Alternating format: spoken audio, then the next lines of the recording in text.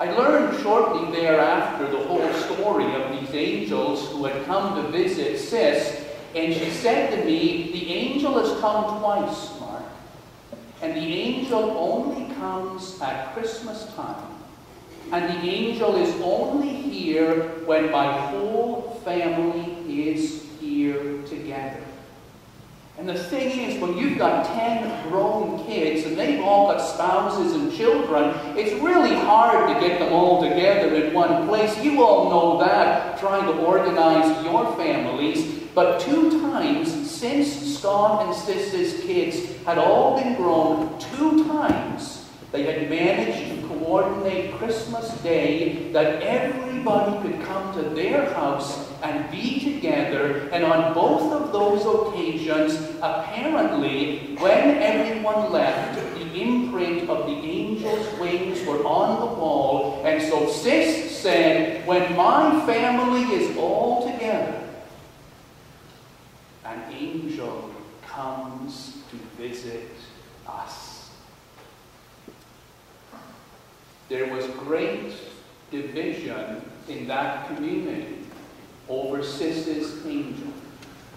The community was split in half amongst the believers and the non-believers. And strangely enough, it was to the most part a split along gender lines. All the women were with Sis. There is an angel. And all the men said, bah, humbug, it's nonsense. And this fight had been going on for some years. In my first year in that little community, the fight came to an end. The question was answered. One day, Sis was doing the ironing in the dining room. Scott was watching television, and the telephone rang. Scott said, Sis, could you get that? I'm busy. Sis answered the phone as she was ironing, and it was someone for her, and she was talking away happily on the phone, and everything was fine. But in the middle of the conversation, Scott jumped out of his chair, and he pointed at Sis, and he shouted, "Aha! Aha!" he said. "There's your angel." And Sis said, What are you saying, Scott? And Sis didn't realize that she had gotten so engrossed in her telephone conversation that she was leaning against that old wooden paneling with the iron.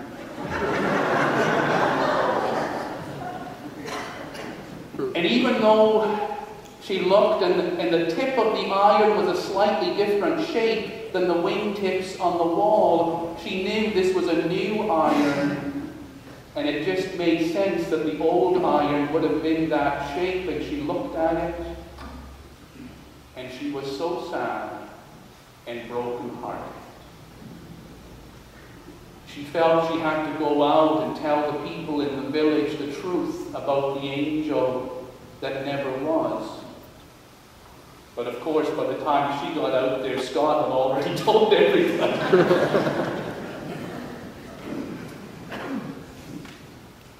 But it was okay. It was okay because that Christmas, the wonderful miracle of the family coming together was going to happen again. And Sis came to see me one Sunday morning at the 1st of December and said, Mark, guess what? Everyone's coming home on Christmas Day. It's so wonderful. And she was heartened again, even though the angel story had been completely debunked. Everyone is coming home, she said.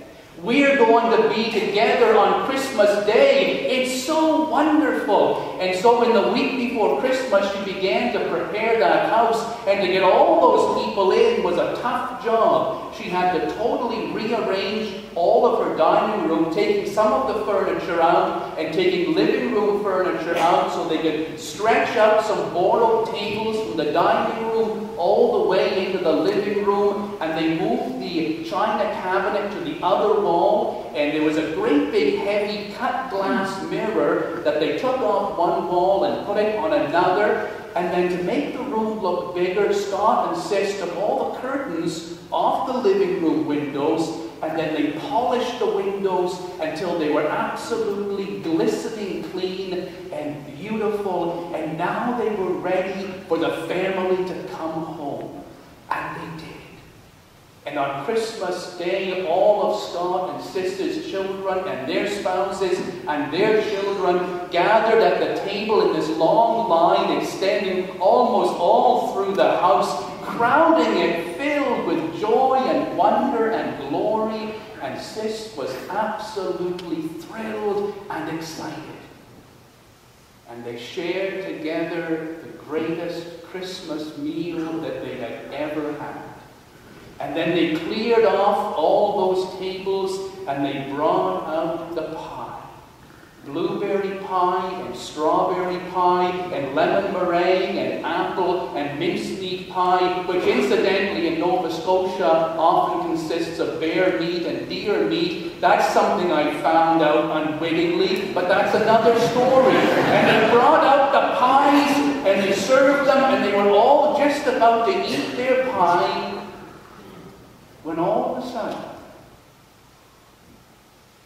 Sis's fork fell out of her hand onto the plate, and her mouth fell open, and she fell silent.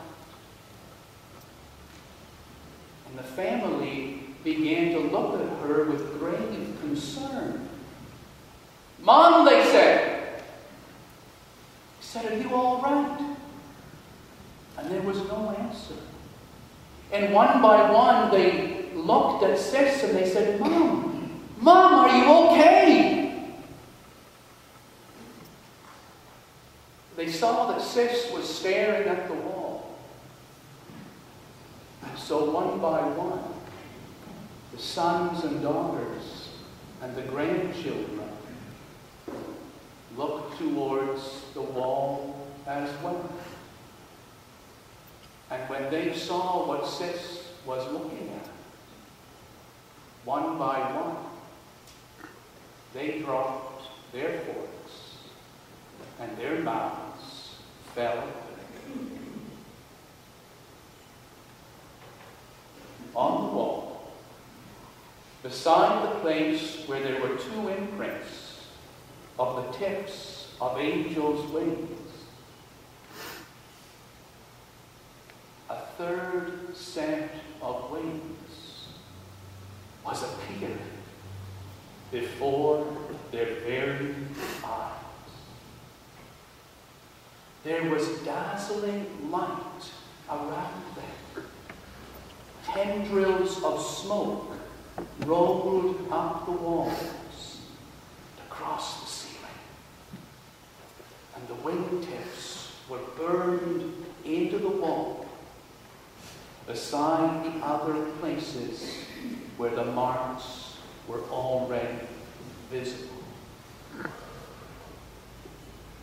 Then the light faded away, and the last tendrils of smoke dissipated, and there were 3 sets of angel wings on Sis's wall.